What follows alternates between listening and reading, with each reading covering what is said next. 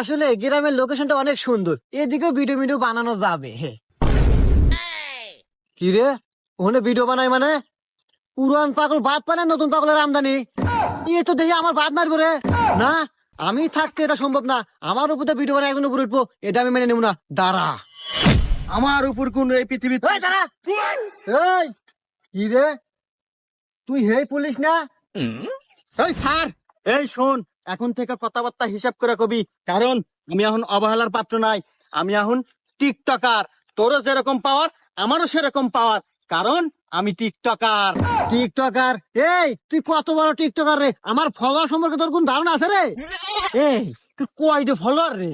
আমার টিকটক এখন বর্তমান 313টা ফলোয়ার। ওরে বাবা, 13 বছর টিকটক করে মাত্র 313টা ফলোয়ার।